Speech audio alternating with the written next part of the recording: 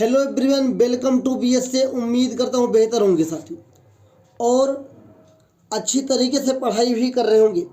आप लोगों का जो 4 मार्च को साथियों साइंस का पेपर, उसके लिए आप अपनी तैयारी को तेज कर चुके होंगे और तेज करना भी चाहिए साथियों, क्योंकि साथियों बोर्ड एग्जाम में नंबर अच्छा लेकर के आना है तो पढ़ना भी तो अच्छे से पड़ेगा। तो मेरे प्यारे ब्रिजेशंस, इसी क्रम में मैं 2024 का एक सेट है जो साथियों जिसका कोड है 824 IP, इस पेपर को मैं लेकर आ गया हूँ। इस पेपर के माध्यम से मैं आपको समझाऊंगा कि 2024 के बाद 2025 का मॉडल पेपर होगा वो कैसा होगा और 2025 में जो पेपर होने वाला है उसको कैसे हल करना है, और इसमें से कुछ प्रश्न हमारे एग्जाम के लिए मददगार भी होंगे। ओके, सबसे पहले आप सभी को पता है यहाँ पे अनुक्रमांक रोल नंबर डालना होता है, यहाँ पर अपना नाम लिखना होता है। ओके, अब इसी क्रम में चले तो साथियों पेपर जो आपको मिलता है उस पेपर में याद रखिएगा 3 घंटे और 15 मिनट का समय मिलता है। अधिकतर विद्यार्थी जो होते हैं इस 15 मिनट का सही उपयोग नहीं करते हैं, मतलब वो पेपर को नहीं पढ़ते हैं। तो मैं उनसे कहूँगा पेपर ज़रूर पढ़ा करिए। पेपर पढ़ने से आपको पता चल जाएगा कि आपकी तैयारी कैसे है, आप पेपर को कैसे हल करेंगे, ये आपके शुरुआती दौर में ही पता चलेगा। मैं कहूँगा स्टार्टिंग समय में आप उन सभी प्रश्नों को अटेंड करना चाहिए जो आपको अच्छी तरीके से आते हैं, देन उसके बाद ही अगले प्रश्न को अटेंड करना चाहिए। अगर आगे बात करें, इसमें 2 सेक्शन होंगे, खंड आ होंगे, खंड बा होंगे। तो खंड बा के साथ 3 उपभाग होंगे। ये सारी जानकारी आपको मैंने पहले से बता के रखी है। बहुत ही इंपॉर्टेंट बात यहाँ पे देखिए रखा है कि नीले या काले और बाल पॉइंट का ही उपयोग कॉपी पे करें या हमारे शीट पे करें। मैं कहूँगा ओनली ब्लैक, मैं कहूँगा ओनली ब्लैक पेन का ही उपयोग करें, ज़्यादा सही जाएगा। ओनली ब्लैक पेन का उपयोग करें मेरे प्यारे साथियों, ब्लैक पेन का ही उपयोग करें। कहाँ? OMR पे केवल साथियों आप लोग ब्लैक पेन का ही उपयोग करें। उम्मीद करता हूँ आपको मेरी बातें समझ में आ रही होंगी। अगर आप अच्छे से पढ़ाई कर रहे हैं तो सारी चीज़ें आपको भी समझ में आ रही होंगी। साथियों बहुविकल्पीय प्रश्नों के लिए 1 नंबर निर्धारित है, सही होने पर गलत होने पर कुछ नहीं मिलेगा। ओके, आगे बात करें तो यहाँ सभी प्रश्न करना अनिवार्य है। ओके, इस बात को भी याद रखिएगा। आइए अब हम लोग पेपर को हल करना शुरू करते हैं। मेरे प्यारे ब्रिजेशियंस, जो कि पार्ट फर्स्ट है, खंड आ है, वो बहुविकल्पीय है साथियों, मल्टीपल चॉइस क्वेश्चंस। उपभाग 1 सब सेक्शन 1, इसका सब सेक्शन 1 में जो होता है वो फिजिक्स होता है। क्या होता है? जो फिजिक्स होता है। ये बहुत पुराना रिवाज है कि जो यूपी बोर्ड का पेपर है शुरुआत में फिजिक्स होता है, फिर केमिस्ट्री होती है, फिर बायोलॉजी होती है। ठीक है, इस बात को याद रखिएगा। अब यहाँ पे लिखा है कि किस लेंस से वस्तु का प्रतिबिंब आभासी, सीधा और वस्तु से छोटा दिखाई देता है। यहाँ पे लेंस दे के रखा, दर्पण का टिक मत लगा के आ जाना। बहुत सारे बच्चे याद करके जाएंगे और जल्दबाजी में दर्पण वाला टिक लगा के आएंगे, तो दर्पण वाला टिक नहीं लगाना है, लेंस वाला ही टिक लगाना है। तो मेरे प्यारे साथियों, इस सवाल का जो ऑप्शन नंबर सही है वो साथियों ऑप्शन नंबर जो सही है वो ए सही है, अवतल लेंस। क्यों सही है मैं बताता हूँ।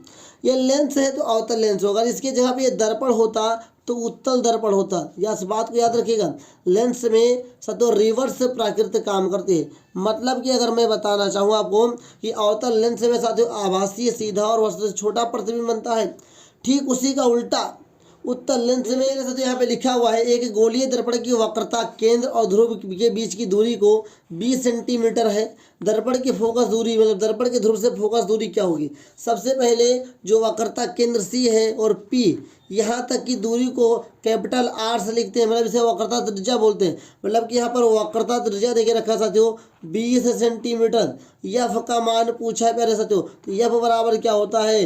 R/2, मतलब कि 20/2, 2 एकम 2, 2 दाम में 20। तो यफ का मान कितना आएगा? 10 सेंटीमीटर आएगा। उम्मीद करता हूँ आपको समझ में आया होगा। तो इस क्वेश्चन का ऑप्शन नंबर बी सही है। ओके, उम्मीद करता हूँ धीरे धीरे सारी चीज़ें आपको समझ में आ रही होंगी।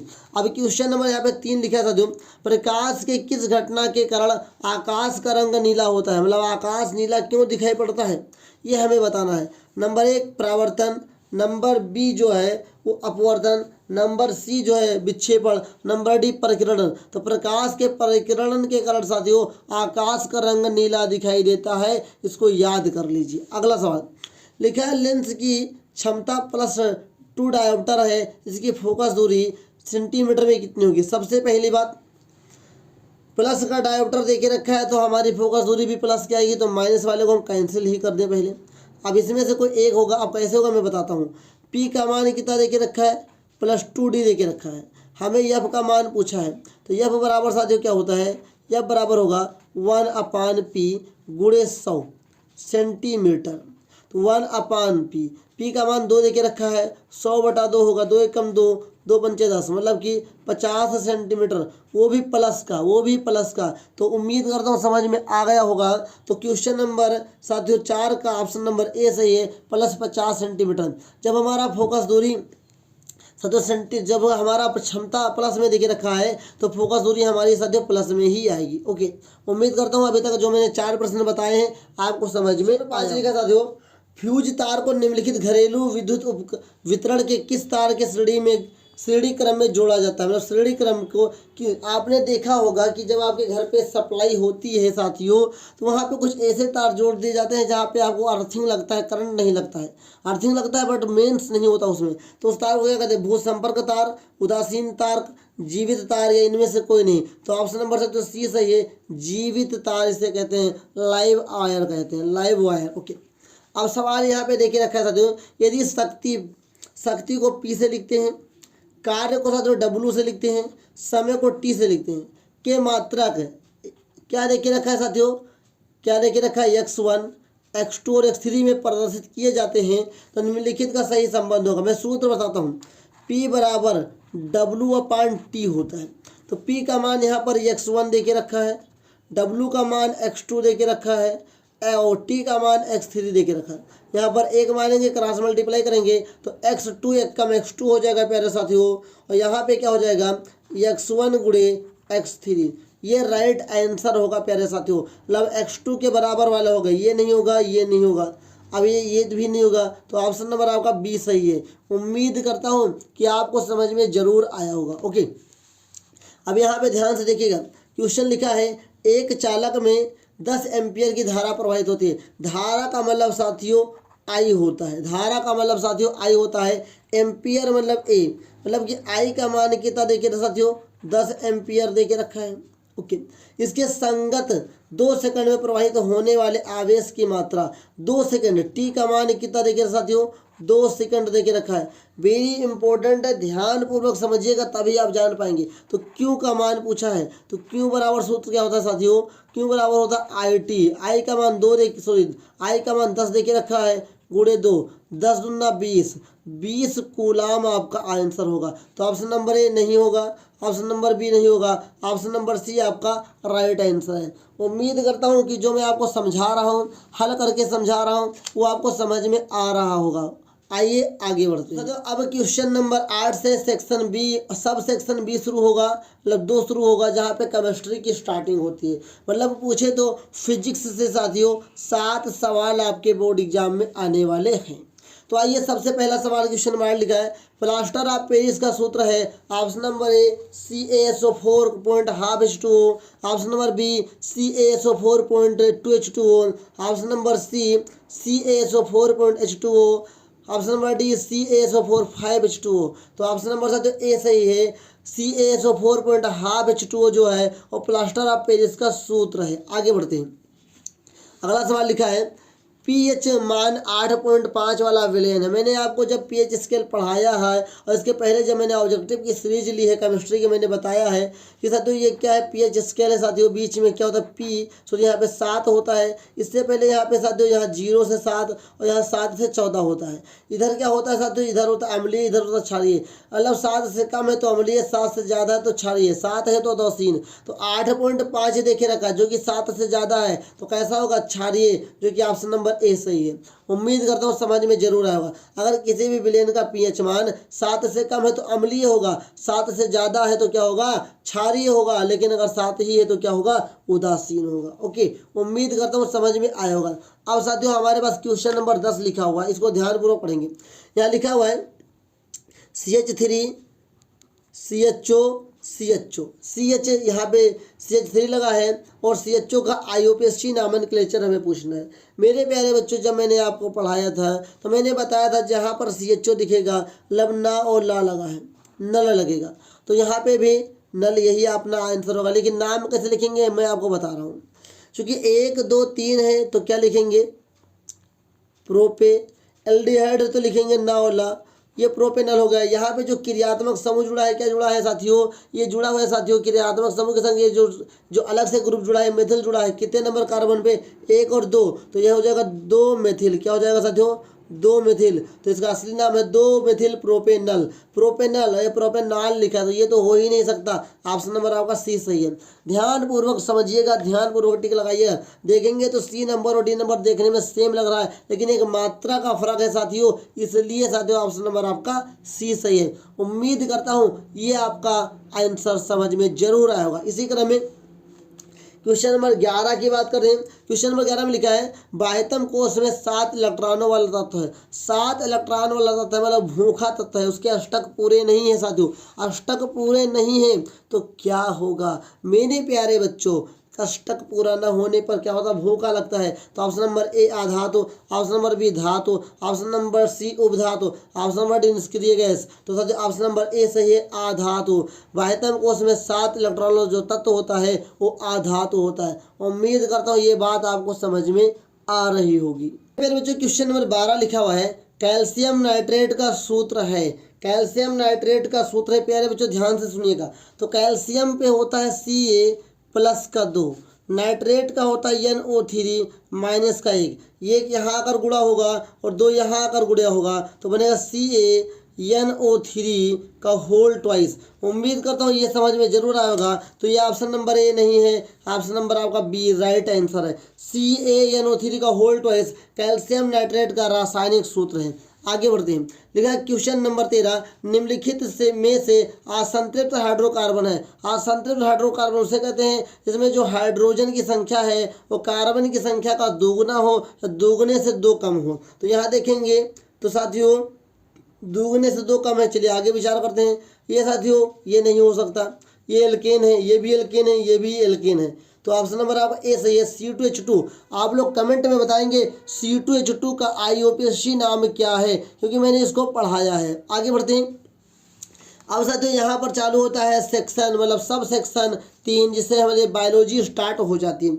मेरे प्यारे ब्रिजेशन ध्यान दीजिएगा, बहुत ही इंपॉर्टेंट प्रश्न मैं आपको बताता हूँ, तो आपको घबराने की जरूरत नहीं है, बस आप निश्चिंत रहें, अच्छे से आपका पेपर जाएगा, बशर्ते आप परेशान मत हो। तो क्वेश्चन नंबर 14 लिखा है, रक्त दाब नापा जाता है, मतलब BP नापा जाता है किस मशीन से। ऑप्शन नंबर ए सफाइगोमीटर, स्टेथोस्कोप द्वारा, माइक्रोस्कोप द्वारा, माइक्रोमीटर द्वारा। तो सर ऑप्शन नंबर ए सही है, सफाइगमोमैनोमीटर द्वारा।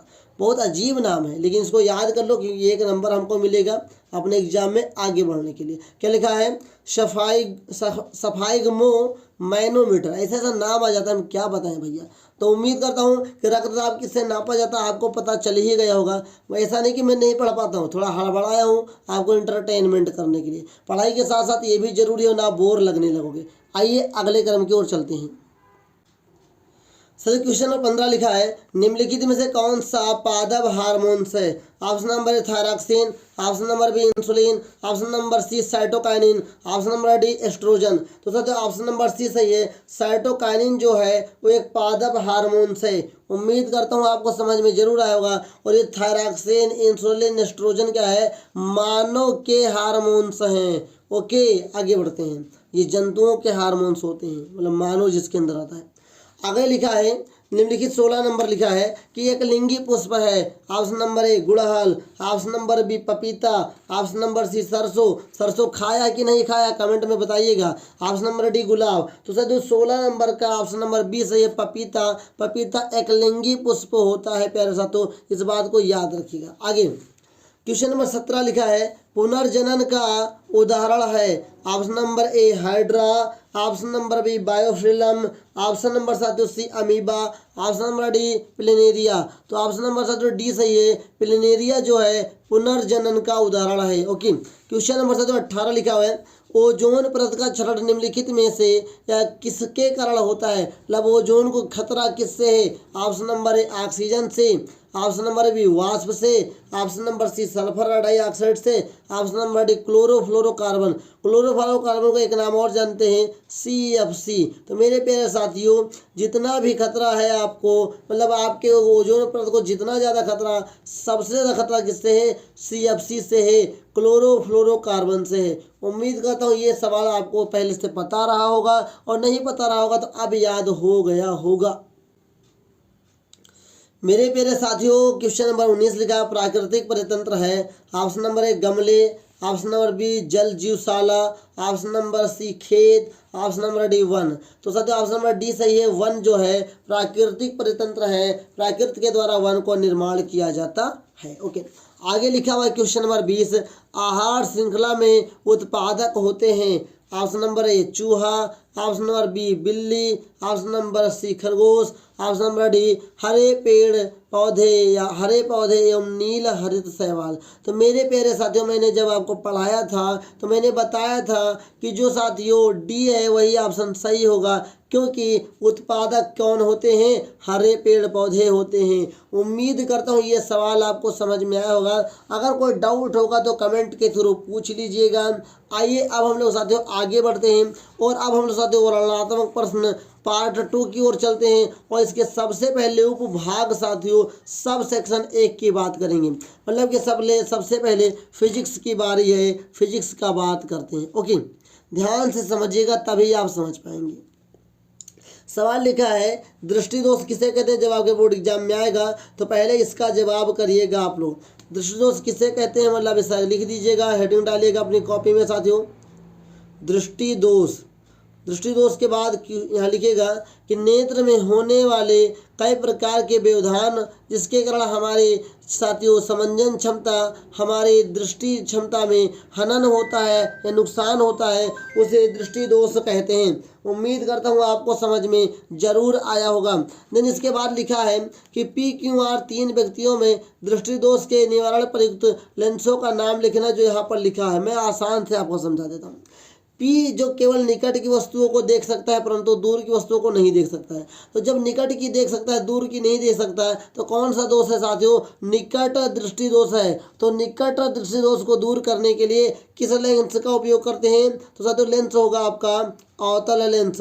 उम्मीद करता हूँ कि आपको ये तो समझ में आ ही गया होगा। ओके, तो मेरे प्रिय साथियों, मैंने बताया कि अवतल लेंस का उपयोग किया जाता है कहाँ? निकट दृष्टि दोष में। पहला का जवाब क्या होगा? अवतल लेंस। ऐसे आप सामने लिख देंगे या 1 नंबर डाल करके इसका अवतल लेंस लिख देंगे। दूसरा लिखा है क्यों केवल दूर की वस्तुओं को देख सकता है सही तरीके से और निकट की वस्तुओं को नहीं देख सकता है? तो साथियों यहाँ पे दूर दृष्टि दोष होगा, और इसको दूर करने के लिए साथियों उत्तल लेंस का उपयोग किया जाता है। किस लेंस का? उत्तल लेंस का उपयोग किया जाता है। उम्मीद करता हूँ ये आपको समझ में जरूर आएगा। अब आगे लिखा है आर ना तो दूर की वस्तुओं को देख सकता है और ना ही निकट की वस्तुओं को देख सकता है सही तरीके से। तो कौन सा रोग होगा?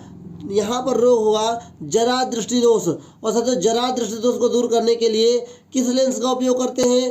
द्विफोक्सी लेंसों का उपयोग करते हैं। तो यहाँ लिख देंगे साथियों द्विफोक्सी लेंस। ओके, द्विफोक्सी लेंस। उम्मीद करता हूँ कि आपको ये सवाल समझ में आया होगा। बहुत ही इंपॉर्टेंट सवाल है। इस प्रकार का सवाल आपके ऑब्जेक्टिव सवाल में पूछा जा सकता है। ऑब्जेक्टिव में पूछेगा तो केवल एक पूछ लेगा इसमें का। तो आप लोग अच्छी तरीके से पढ़िएगा और रिवीजन करके जाइएगा। अब क्वेश्चन नंबर 2 की बात करें। यहाँ पे लिखा है जल तथा कांच में प्रकाश की चाल देके रखा है प्यारे बच्चों यहाँ पर, और हमें अपवर्तनांक ज्ञात करना है। तो हो जाएगा, निश्चिंत रहिए, काहे को परेशान हो रहे हो बच्चा। तो हल लिखेंगे सबसे पहले अपनी कॉपी में साथियों। 2 नंबर का प्रश्न ये भी लिखेंगे। यहाँ लिखेंगे क्या देख के रखा है, ये लिखेंगे सबसे पहले। लिखेंगे साथियों दिया है कि क्या देख के रखा है? जल में प्रकाश की चाल। यहाँ लिखेंगे जल में प्रकाश की चाल। जल में प्रकाश की चाल कितना देके रखा है? 2.25 × 10⁸ मीटर प्रति सेकंड। और क्या देके रखा है मेरे बच्चा पार्टी? और कांच का देके रखा है। तो कांच में प्रकाश की चाल कितना देखे रखा बच्चों? ये देखे रखा है 2.0 × 10⁸ मीटर प्रति सेकंड देखे रखा है। सवाल क्या पूछा पहला हम लोग हल करते हैं। पहले लिखा पानी के सापेक्ष कांच का अपवर्तनांक ज्ञात कीजिए। अपवर्तनांक ज्ञात करना है तो लिखेंगे पानी, ध्यान दीजिएगा, पानी के सापेक्ष, ध्यान दीजिएगा, पानी के सापेक्ष कांच का अपवर्तनांक क्या है, अपवर्तनांक। ध्यान दीजिएगा, मैं सूत्र आपको बनाना सिखाऊंगा। मेरे प्यारे बच्चों, पानी के सापेक्ष कांच का जो अपवर्तनांक निकालना है तो कांच का निकालना है तो सूत्र बनेगा साथियों, कांच का है तो WNG, यानी क्या है, अपवर्तनांक को दर्शा रहा है। W क्या है साथियों, पानी है, वाटर है, और G क्या है, कांच है। ये आपको समझ में आ गया होगा। तो मैं आपको तरीका बताता हूँ साथियों, जिससे आपको परेशानी नहीं होगी। तो जिसका निकालना होता है उसको यहाँ रखते हैं, और इधर वाला जो होता है ऊपर चला जाता है, मतलब कि WN/GN हो जाएगा। मतलब कि साथियों यहाँ पर क्या हो जाएगा, N को काट देंगे कुछ समय के लिए, क्योंकि साथियों यहाँ पर क्या देखे रखा, चाल देखे रखा है। तो ये W मैंने क्यों लिखा, W मैंने लिखा इसलिए क्योंकि जल में प्रकाश की चाल। हमने G क्यों लिखा, फिर तो G मतलब ग्लास, मतलब कांच, कांच में प्रकाश की चाल। तो यहाँ V लिख सकते हैं आप, V1 V2 पहला माध्यम, दूसरा माध्यम, और यहाँ पे C लिखेंगे, यहाँ पर C लिखेंगे। क्यों लिखेंगे, क्योंकि साथियों यहाँ पे चाल की बात की गई है, तो C से हमने लिखा चाल। उम्मीद करता हूँ आप समझ गए होंगे, और अगर आपको ज़्यादा नहीं समझ में आ रहा हो डायरेक्ट आप हिंदी भी लिख सकते हैं, लेकिन याद रखिएगा जिसका निकालना होता है, कांच का अपवर्तनांक निकालना है, किसके सापेक्ष, पानी के सापेक्ष कांच का निकालना है। जिसको निकालना होता है उसको यहाँ रखते हैं, और इस वाले वैल्यू को यहाँ रखते हैं मेरे प्यारे बच्चों, और इस वैल्यू को वहाँ रखते हैं। तो मेरे प्यारे बच्चों, W मतलब जल में प्रकाश की चाल कितनी देके रखा है, 2.25 गुणे 10⁸ देके रखा है। नीचे बात करें G का मान कितना देके रखा है, तो देके रखा है 2.0 गुणे 10⁸ देके रखा है। तो अगर इसको हम लोग काट सकते हैं क्योंकि सेम वैल्यू है। अगर हम ऊपर की बात करेंगे, ध्यान दीजिएगा साथियों, ऊपर की बात करेंगे तो 2.25, नीचे बात करेंगे 2.0। पॉइंट के बाद ऊपर 2 अंक है, यहाँ पॉइंट के बाद केवल साथियों 1 अंक है।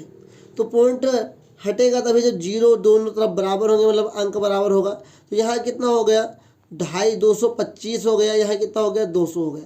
अब हम लोग क्या करेंगे, 225 को 200 से भाग कर लेंगे, तो हमारा क्या होगा, आसानी से काम बन जाएगा। ध्यान दीजिएगा, एक बार में प्यारे साथियों जाएगा 200, यहाँ बचेगा 25, पॉइंट लगाएंगे 0। फिर प्यारे साथियों एक ही बार में जाने वाला है, तो हम लोग क्या कर लेंगे, 200 जाएगा, यहाँ इस बार 50 बचा, पॉइंट से 0 बढ़ेंगे, 2 दूनी 4, मतलब कि 400 हो जाएगा प्यारे बच्चों। यहाँ पर 100 बचेगा, पॉइंट से 0 लगा लेंगे तो 200 पंचे 1000, ये कितना हो जाएगा, ये पूरा का पूरा कट जाएगा। तो मैं कह सकता हूँ कि WNG कितना आया साथियों, यह है 1.125। उम्मीद करता हूँ कि पहला जवाब आपको समझ में आया होगा। भैया ये रफ कार्य कहाँ करेंगे, भाग कहाँ करेंगे, तो पेज के साइड में कहीं पर भी आप लिख देंगे रफ कार्य, और वहाँ पर आप कर लेंगे। अन्यथा इस भाग को आप अपने पेपर में भी तो कर सकते हैं, वहाँ कुछ नहीं कोई कहेगा। दूसरा सवाल इसमें क्या पूछा है, वायु के सापेक्ष कांच का, ध्यान दीजिएगा, दूसरा क्या पूछा है, वायु के सापेक्ष कांच का निकालना है। तो पहले हम दूसरा यहाँ पर लिख लेंगे प्यारे बच्चों, किसका निकालना है ये भी लिखेंगे, वायु का, ध्यान दीजिए, किसका निकालना है, वायु के सापेक्ष कांच का, वायु के निकालना है, सापेक्ष, वायु के सापेक्ष कांच का। मेरे प्यारे ब्रिजेशियन से हम टॉपर, ध्यान दीजिएगा, वायु के सापेक्ष जब हम कांच की बात करेंगे तो हमें निकालना है साथियों क्या, ANG निकालना है। मैंने क्या बताया, जिसका निकालना उसको यहाँ रखेंगे। ए मैंने क्या लिखा, ए मतलब एयर मतलब हवा, बराबर में क्या हो जाएगा, ऊपर लिखेंगे साथियों, ध्यान दीजिएगा, ऊपर लिखेंगे वायु में प्रकाश की चाल, वायु में प्रकाश की चाल, क्योंकि यहाँ पर चाल देके रखा है तो हम चाल ही रखेंगे। ओके, अपवर्तनांक देके रखता तो अपवर्तनांक हम लोग रखते। नीचे साथियों कांच में प्रकाश की चाल, अब मेरे प्यारे से तो सबसे बढ़िया सवाल आपके मन में आया होगा कि वायु में प्रकाश की चाल यहाँ देख के नहीं रखा, अच्छी बात है नहीं देख के रखा, लेकिन आपको तो याद होना चाहिए कि वायु में प्रकाश की चाल कितनी होती है साथियों, ये होती है 3 × 10⁸ मीटर प्रति सेकंड होता है। और कांच में प्रकाश की चाल कितना देके रखा है, 2.0 या 2.0 × 10⁸ मीटर प्रति सेकंड देके रखा है। इसको हम इसे काट सकते हैं, हमने काट दिया, हमारे पास क्या बचा 3/2.0। साथियों 2.0 को हम 2 भी लिख सकते हैं, तो कितना हो जाएगा 3/2 हो जाएगा। जब हम 3 को 2 से भाग करेंगे, मेरे गुड्डा गुड़िया ध्यान से देखिएगा, तो 2 × 1 = 2 हो जाएगा, यहाँ पर 1 बचेगा, पॉइंट लगाएंगे 0, ये 2 पंचे कितना हो जाएगा 10 हो जाएगा, और ये कट जाएगा। तो हमारे पास कितना बचेगा 1.5, ANG 1.5। उम्मीद करता हूँ ये आपको समझ में जरूर आया होगा। और ये सवाल अच्छी तरीके से समझ लीजिए, ये 4 नंबर आपको देंगे, बड़ी मेहनत से आपको लगाना है, बहुत ही लगन से लगाना है और धैर्यपूर्वक लगाना है, कैलकुलेशन का विशेष ध्यान रखना है। उम्मीद करता हूँ ये सवाल आपको समझ में जरूर आया होगा। तो क्वेश्चन नंबर 3 लिखा है कि लिखा किसी चालक पदार्थ का प्रतिरोध किन किन बातों पर तथा किस प्रकार निर्भर करता है, इसको जवाब मैं आपको देता हूँ। और नीचे जो लिखा है एक तार का जो ये देखा है, ये कैलकुलेशन का सवाल है, इसको मैं एक नेक्स्ट क्लास जब मैं न्यूमेरिकल की क्लास करवाऊंगा तो यहाँ से यहाँ तक का जवाब वहाँ दूंगा, और अभी मैं जवाब यहाँ तक का देने जा रहा हूँ। ध्यान से देखिएगा, सबसे पहले जब आपके पास बोर्ड कॉपी आएगी और जब इस सवाल का आंसर कर रहे होंगे, आपके अगर एग्जाम में आ जाता है तो सबसे पहले लिखेंगे किसी चालक तार का प्रतिरोध निम्नलिखित 3 बातों पर निर्भर करता है। नंबर 1, चालक की लंबाई, इसको काली पेन से डालेंगे साथियों। चालक की लंबाई जितनी ज़्यादा होती है उसका प्रतिरोध भी उतना ही ज़्यादा होता है। मतलब कि अगर ये 1 मीटर क्या है, 1 मीटर का कोई तार है और ये 2 मीटर का तार है, प्यारे साथियों ध्यान से समझिएगा, तो प्रतिरोध किसका ज़्यादा होगा, 2 मीटर वाले का। तो मतलब कि अगर लंबाई बढ़ेगी तो प्रतिरोध भी बढ़ेगा, इसलिए कह सकते हैं R proportional L, R proportional L, R proportional L, मतलब R जो है अनुक्रमानुपाती है किसके है, यल के। उम्मीद करता हूँ ये समझ में आएगा। दूसरा देखिए रखा है चालक की मोटाई, जिसे ही अनुप्रस्थ काट का क्षेत्रफल भी कहते हैं। मेरे पैर इसको काले पेन से डालेंगे, क्या लिखा है, चालक की मोटाई जितनी ज़्यादा होगी उसका प्रतिरोध उतना ही कम होगा। मतलब अगर मोटाई बढ़ेगी तो प्रतिरोध घटेगा, अगर मोटाई बढ़ेगी तो प्रतिरोध कच्चा क्या होगा, कम होने लगेगा। इसलिए कहा गया R proportional A, sorry 1/A। 1/A का मतलब क्या है मेरे प्यारे साथियों, हम लोग इसे बोल सकते हैं मोटाई। मैंने यहाँ पे क्या लिख दिया, मोटाई, इसे मैंने मोटाई A मान लिया। उम्मीद करता हूँ ये समझ में आया होगा। दूसरा, चालक की प्रकृति उसके नेचर पे डिपेंड करता है, तो भिन्न भिन्न चालकों का प्रतिरोध भिन्न भिन्न होता है। क्यों होता है, जो उनके विशिष्ट प्रतिरोध पर निर्भर करता है। उम्मीद करता हूँ ये समझ में आया होगा। तो इसलिए कहा जाता है R बराबर के रो, इसे के को मैंने क्या मान लिया, नियतांक मान लिया है, और रो क्या है, विशिष्ट प्रतिरोध है, गुणे 1/A। ए क्या है प्यारे बच्चों, ये आपका है प्यारे साथियों, आपको समझ के आना चाहिए ये आपका है क्या, ये साथियों क्या है, मोटाई, जो मैंने यहाँ पर आपको बताई। इस सवाल का जवाब आपको समझ में आया होगा, और यहाँ तक करने पर आपको 2 नंबर मिलेगा। और इसके 2 नंबर की तैयारी में न्यूमेरिकल की एक नेक्स्ट क्लास लेकर आऊँगा, उसमें आपको समझाऊंगा कि बहुत अच्छी तरीके से समझना है। इसके बाद अब 6 नंबर का सवाल एक आता है, याद रखेगा, फिजिक्स से, केमिस्ट्री से और बायोलॉजी से, तीनों से मिला करके एक एक सवाल ही 6 नंबर के आएंगे। मतलब एक सवाल फिजिक्स से 6 नंबर का, एक केमिस्ट्री से और एक बायोलॉजी का आता है। ओके, क्वेश्चन नंबर 4 लिखा है, निम्नलिखित नियमों का उल्लेख नामांकित चित्र की सहायता से कीजिए। निम्नलिखित की सहायता से किस भौतिक राशि की दिशा ज्ञात की जाती है, यह भी बताना है। मैं कहता हूँ इसको याद कर लेना। फ्लेमिंग के बाएं हाथ का नियम और दाहिने हाथ अंगुष्ठ का नियम, अंगुष्ठ का नियम अलग होता है, और साथियों दाहिने हाथ के अंगूठे का नियम इसे बोला जाता है। ओके, और आ जाए दाहिने हाथ का नियम तो फ्लेमिंग का नियम है, लेकिन अगर दाहिने हाथ के अंगूठे का नियम आ जाए उसे कहते हैं साथियों मैक्सवेल का नियम। क्या बोलते हैं, मैक्सवेल का नियम। इस बात को याद रखिएगा साथियों। अब मैं आपको बता रहा हूँ कि फ्लेमिंग के बाएं हाथ का जो नियम है वो चुंबकीय क्षेत्र पर लगने वाले बल की दिशा को बताता है। चुंबकीय क्षेत्र पर जो लगने वाली बल है एफ का जो मान निकाला जाता है वो फ्लेमिंग के बाएं हाथ के नियम के अनुसार निकाला जाता है। इसको याद कर लीजिएगा अपनी कॉपी से। अब दाहिने हाथ के अंगूठे के नियम की बात करें तो सीधे चालक में बहने वाली धारा का दिशा और चुंबकीय क्षेत्र की दिशा कौन बताता है, दाहिने हाथ के अंगूठे का नियम बताता है। उम्मीद करता हूँ ये आपको समझ में आया होगा। और अब मैं आगे बढ़ता हूँ साथियों। मेरे प्यारे विद्यार्थियों, क्वेश्चन नंबर साथियों 5 से मतलब कि यहाँ पे उपभाग 2 शुरू हो जाता है, जिसे हम लोग केमिस्ट्री कहते हैं। केमिस्ट्री में साथियों सबसे पहला क्वेश्चन आया था 2024 के इस पेपर में। एथेनॉल के 2 रासायनिक गुणों के रासायनिक समीकरण लिखिए, इसको आप अच्छी तरीके से तैयार कर लीजिए। एसिटिक अम्ल के 2 रासायनिक गुणों को के रासायनिक समीकरण लिखिए, इसको भी याद कर लीजिए। 2-2 नंबर का है, अच्छी तरीके से तैयार कर लीजिए। बाकी जब मैं केमिस्ट्री का सेशन ले रहा हूँ तो मैं वहाँ पे इस बारे में चर्चा जरूर करूँगा। आगे यहाँ पे लिखा है साथियों, निम्नलिखित को समझाइए, अब इनकी परिभाषा देना है। द्विअपघटन अपक्रिया, ये इसका मैं कई नाम है बता रहा हूँ। द्विअपघटन अपक्रिया को किस किस नाम से पूछा जाता है? ये तो एक हो गया विस्थापन अपक्रिया। कौन सी द्विविस्थापन अपक्रिया? ध्यान दीजिएगा, द्विअपघटन अपक्रिया को द्विविस्थापन अपक्रिया से पूछता है। प्रतिस्थापन के नाम से भी पूछता है साथियों। और एक नाम मुझे याद नहीं आ रहा है, एक नाम यही है, द्विअपघटन अपक्रिया। ये 3 नामों से एक ही अपक्रिया को पूछता है, लेकिन साथियों इन तीनों की परिभाषा सेम होती है, तो मैंने इसलिए नाम बता दिया। द्विअपघटन अपक्रिया में द्विविस्थापन अपक्रिया की परिभाषा आप लोग याद कर लीजिए, आपने याद किया होगा पहले से। आगे लिखा उदासीनीकरण अपक्रिया किसे कहते हैं? ऐसी अपक्रिया जिसके दौरान लवण बनते हैं उसे उदासीनीकरण अपक्रिया कहते हैं। लेकिन इसको आप लोग रिएक्शन के साथ याद रखिए। जितने भी आप रिएक्शन लिखेंगे, जितने भी आप परिभाषा लिखेंगे केमिस्ट्री में, रिएक्शन जरूर लिखेंगे, जिससे आपके नंबर न कटें, क्योंकि नंबर कटते तभी हैं जब आप रिएक्शन नहीं लिखते हैं। मेरे प्यारे बच्चे, इसी क्रम में क्वेश्चन नंबर 7 है। ये 6 नंबर का प्रश्न मैं कहने कहा था कि साथियों केमिस्ट्री में भी एक क्वेश्चन 6 नंबर का था, लेकिन कोई सिंगल क्वेश्चन 6 नंबर का बाईरा रहता है, उसके अंदर 3-4 टिप्पणी लिखनी होती है। लिखा है संक्षिप्त टिप्पणी लिखिए, पीएच परिभाषा लिख दीजिए, मैंने पढ़ाया आपको।